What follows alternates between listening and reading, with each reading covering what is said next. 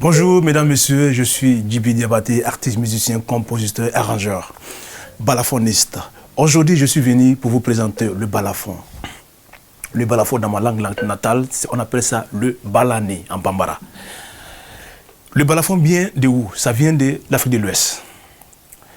L'Afrique de l'Ouest, telle que Mali, Burkina, Gambie, Côte d'Ivoire, aussi Ghana, Afrique centrale aussi il y en a, Cameroun aussi il y en a, chez les Pygmées.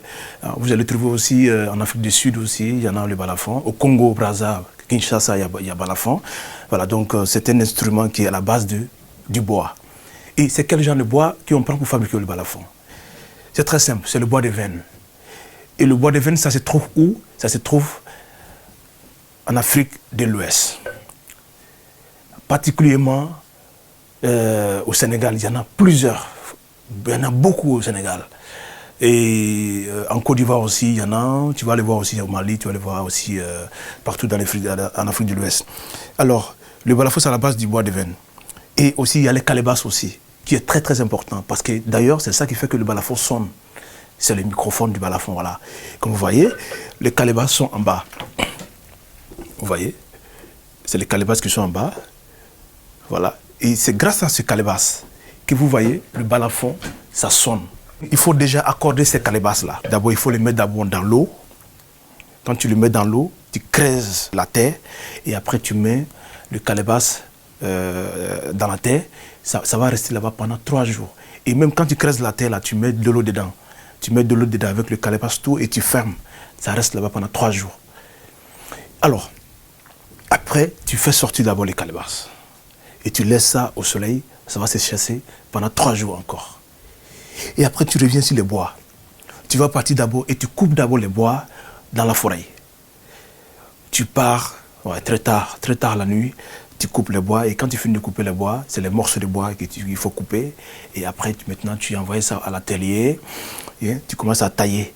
Et quand tu tailles ça, quand tu finis de tailler ça, et après maintenant, tu commences à essayer d'ajuster les sons. Tu commences d'abord sur les côtés graves et après tu termines sur les côtés aigus. Vous voyez? Donc c'est ça. Il faut déjà avoir la distance, tu vois, des bois. Si tu connais déjà la distance des bois, tu sais que ici par exemple c'est le mi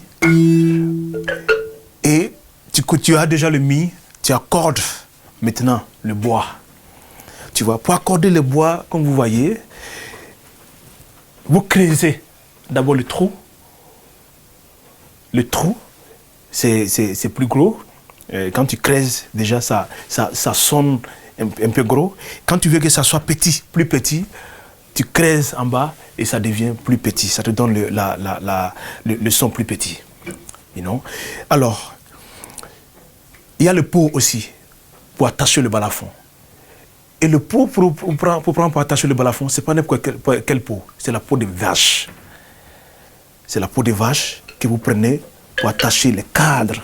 Vous voyez ici, c'est les cadres, c'est les peaux qui sont là, vous voyez. Vous prenez cette peau-là et vous attachez les cadres. C'est très très important parce que sinon, ça va toujours bouger. Parce que on pouvait l'attacher aussi avec les cordes, mais les cordes, ce n'est pas fait pour ça. Les cordes sont faites spécialement pour les calebasses. Voilà, c'est les peaux qu'on prend pour attacher le balafon. Bon, aujourd'hui, ça c'est un balafon diatonique. Ça c'est un balafon diatonique. Mais avant, le balafon, si vous me permettez, dans l'histoire de Soumaoro Kanté et notre ancien grand-père, quand ils étaient partis en forêt, ils ont trouvé balafon, c'était 8 lames. Ils ont trouvé balafon à la forêt. Le balafon, c'est pas quelque chose qui a été fabriqué à la main. C'était fabriqué par les génies. Voilà, c'est les génies qui ont fait envers ce balafon. Lui, quand il est parti sur Soumaoro Kanté, comme c'est quelqu'un qui vraiment qui a qui voit de loin, hein, c'est des grands sorciers, tu vois. Donc il a trouvé le balafon automatiquement, c'était au forêt. Le balafon était venu 8 lames. C'était là pour le moment, c'était comme ça. C'était 8 lames, juste. Et alors, avec le temps, comme les griots, Kouyaté, Diabaté, ils ont pris le balafon dans la main de Soumaoro Kanté. Et Soumaoro Kanté même, il ne voulait même pas donner le balafon. Il ne voulait pas donner le balafon. Il a dit à son gardien, qu'on appelle Sissoko.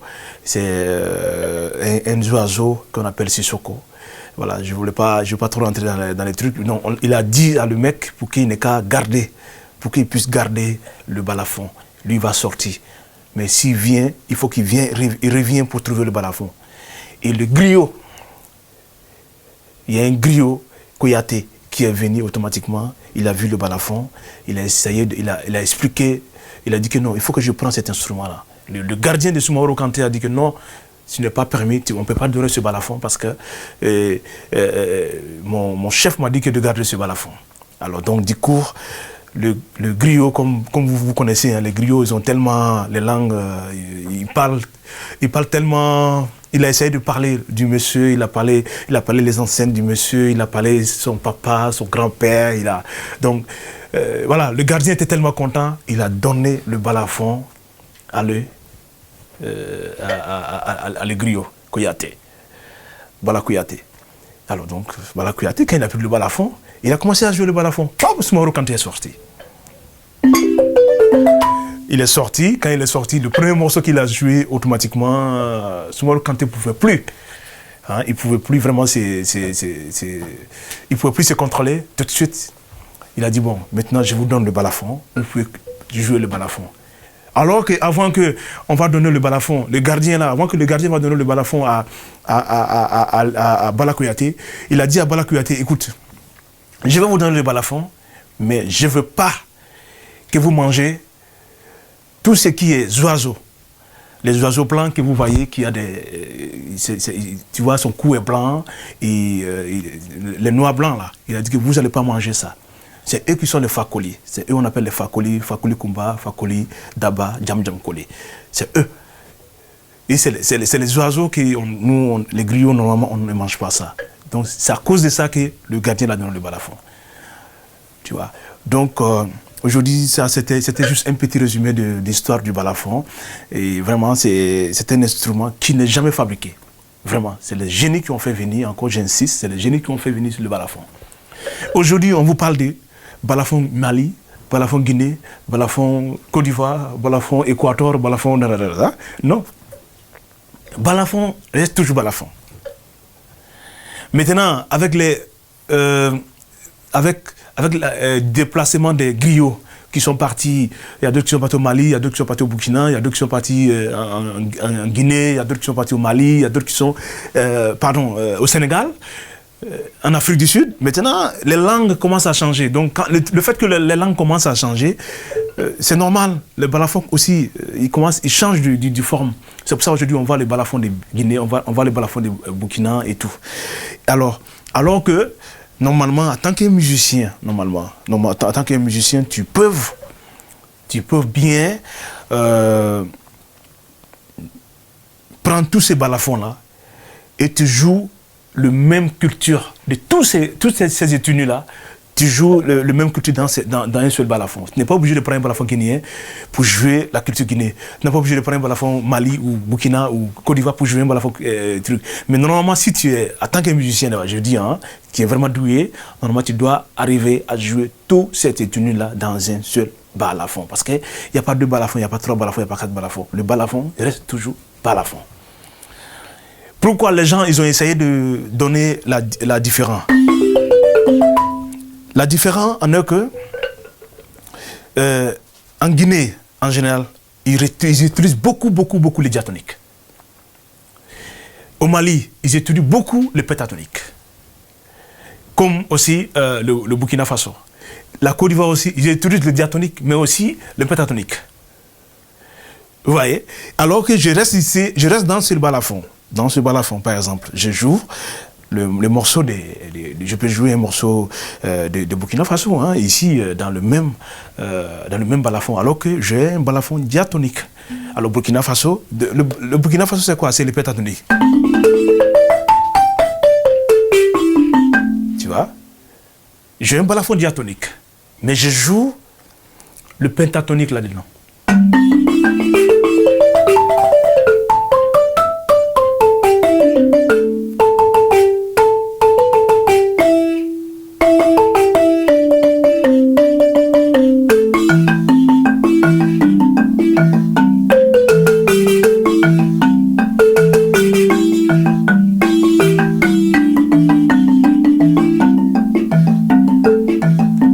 Là, je joue le rythme de Burkina Faso.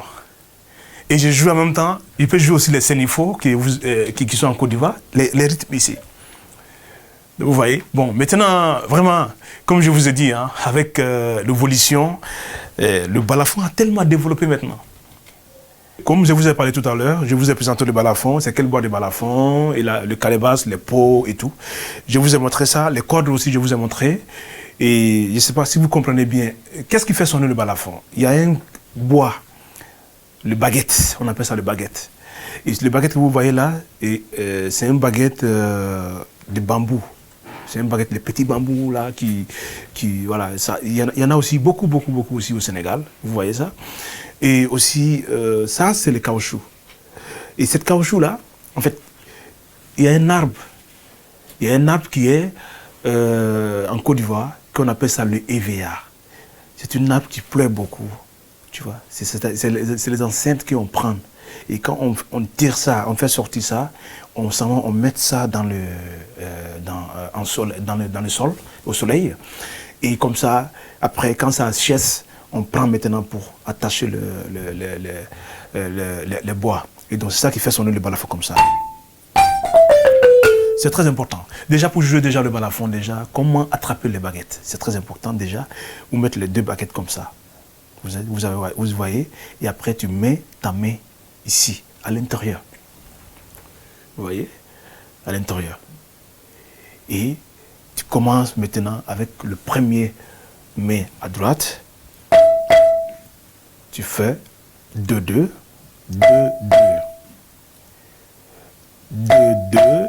Quand c'est bon, tu es sûr que le 2-2 c'est très bon, tu ajoutes un autre. Tu vois? 2-2, 2-2.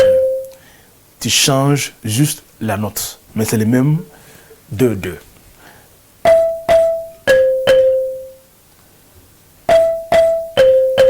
Après, la main gauche vient. Par contre, la main gauche, il fait seulement 1 au lieu de 2.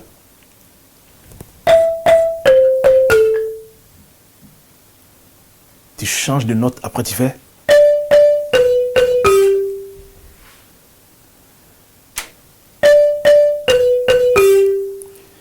Vous voyez, c'est les mêmes 2-2-2-2 qui vient. C'est juste la note qui change. Tu vois?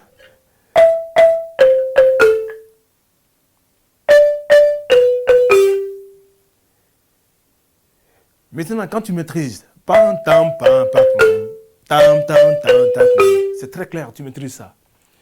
Tu essayes encore, tu ajoutes une autre note là-dedans.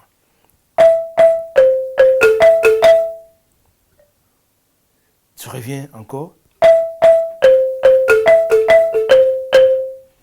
Là, tu doubles. 2, 2, 2, 2, 2, 2, 2, 2.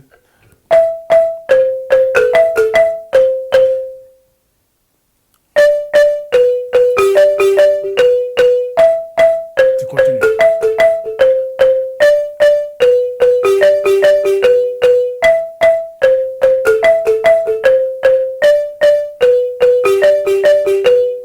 je maîtrise, il n'y a pas de problème. Je vais augmenter une autre note.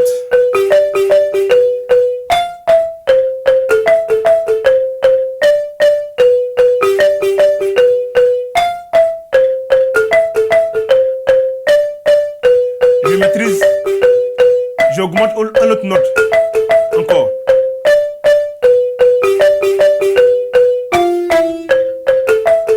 Là, c'est avec la main gauche.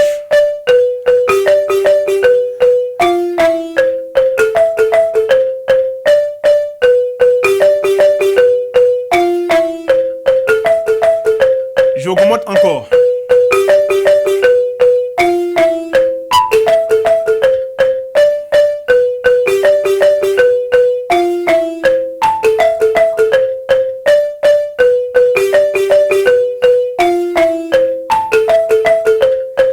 Au fur et à mesure.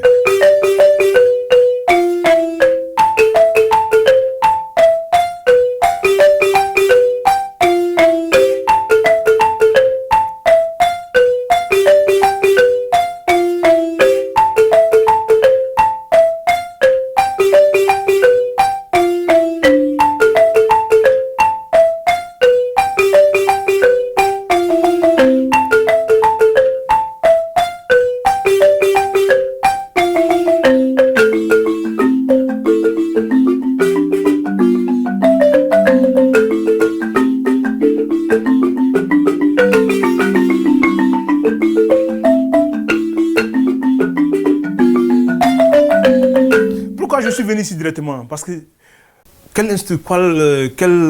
tous les instruments qu'on te donne pour jouer, quand tu es vraiment inspiré, tout de suite tu commences à... Toi-même tu commences à... Il y a des, tu vois, on dirait qu'il y a quelqu'un qui te dit non, il faut augmenter, tu vois, ça vient naturellement dans toi. Donc c'est pour cela que je suis venu directement tu vois. Mais sinon, le balafon en général, on accorde ça normalement. Ce balafon, c'est en do majeur. Ça, L, c'est en do majeur. Et le balafon général, c'est en do majeur aussi. On peut le faire aussi en si bémol majeur. Il peut partir aussi en sol majeur, en fa majeur aussi. Mais avec un seul balafon, quand tu accordes, voilà la différence entre un balafon chromatique et le diatonique. Parce que quand tu accordes ce balafon-là en do majeur, toutes les gens qui vont t'appeler pour les studios ou n'importe où, tu es obligé de jouer seulement un morceau. Tout ce qui est morceau en do majeur, en do majeur, en do majeur, tu es obligé de les jouer. Ou soit, les gens, c'est accordent sur toi, ils seront obligés de jouer tous les morceaux en do majeur, et puis ça va être monotone, ça va être, voilà, ça c'est pas bien. Donc, si tu accordes aussi en sol majeur, c'est la même chose. Voilà, je viens de vous présenter le balafon diatonique. Il y a aussi le balafon pentatonique. Pourquoi? Vous voyez, le balafon que j'ai, c'est accordé en do majeur. Il ne peut pas jouer toutes les notes, parce que c'est un balafon traditionnel. Alors, si vous voyez qu'on ne peut pas jouer toutes les notes, c'est parce qu'il n'y a pas assez de notes, parce qu'il y a seulement, des bémols, il n'y a que des bémols. On ne peut pas partir jouer des autres notes. C'est pour cela qu'on a tout fait pour trouver des balafons pentatoniques, pour pouvoir compléter, pour qu'on puisse jouer toutes les notes dans le balafon, qu'on appelle le balafon chromatique. Alors, ça demande beaucoup de partir, surtout à l'école. Parce que tu ne peux pas te lever toujours un bon jour. C'est vrai, on est des griots, on vient d'une famille griot, une famille musique, on fait que la musique, c'est vrai. Mais ça, c'est la pratique. Mais c'est bien aussi de partir à l'école, d'apprendre le solfège, d'apprendre très bien les notes, et pour pouvoir jouer le balafon chromatique. C'est très important. Pourquoi? Parce que tu as déjà le sang du balafon traditionnel. Il est là, il est déjà dans ton sang. Ça, tu connais. Tu connais, c'est pratique, c'est pas un problème. Demain, on te réveille là.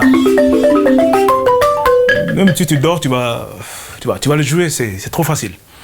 Mais le balafon chromatique, ça demande beaucoup de pratique. Beaucoup de pratique. Parce qu'il y a des notes, des jazz en même temps et les bémols qui sont là. you know.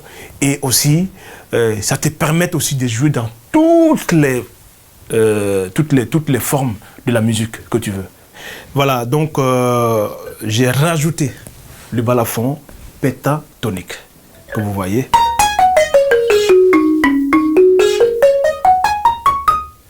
Voilà un balafon pentatonique.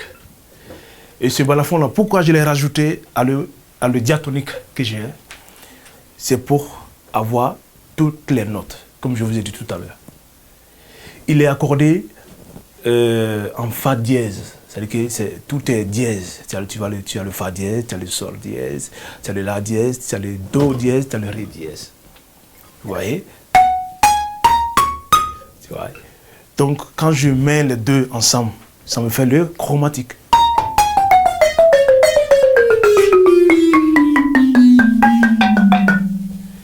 Pour jouer le chromatique, comme je vous ai dit tout à l'heure, il faut partir beaucoup à l'école.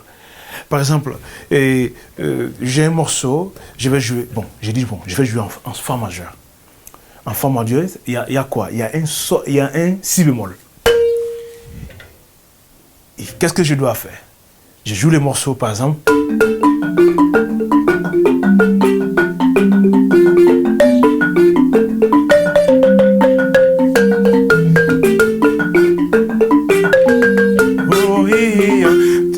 Je suis obligé, j'ai fait pam pam pam pam pam. Automatiquement, je viens sur le si bémol.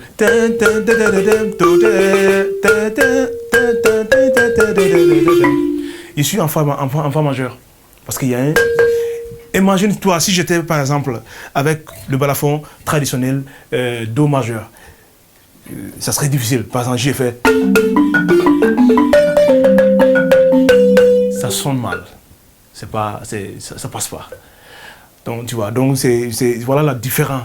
C'est pour ça que c'est très important. Parce que tu peux te retrouver avec des big bands ou des groupes qui jouent vraiment que les 7e, 13e, 14e, tu vois, Do 13e, Do 7e, tu vois. Quand tu n'as pas tout cet accord-là, c'est pas possible. You know? Ou il sera obligé, comme je t'ai dit tout à l'heure, il sera obligé de revenir sur toi, de jouer, mais là, c'est pas bien, quoi. Vraiment, ça serait trop monotone, encore une fois. Donc, je conseille à tous mes amis balafonistes de vraiment jouer le balafon comme il faut. C'est bien, c'est très, très bien, mais aussi de partir à l'école, d'apprendre aussi le solfège. C'est très important. Je vous conseille, les amis balafonistes, à tous ceux qui veulent apprendre le balafon, et de partir aussi à l'école de musique surtout, d'apprendre le solfège. Et ça va vous permettre de jouer aussi le chromatique, tu vois, pour ne pas que vous allez être toujours limité sur le diatonique, mais aussi ça serait très bien pour vous. Et je vous le conseille encore de faire ça, ça serait très bien. Voilà, c'était juste une petite démonstration du balafon chromatique, comme je vous ai dit tout à l'heure. Voilà, donc je remercie beaucoup le Goethe Institut qui a initié ce projet et ce masterclass. Et moi, particulièrement, ça m'a fait un grand plaisir de participer à ces projets masterclass, et j'espère que ça va goûter. Et je vous remercie et merci beaucoup encore une fois, le Goethe Institut.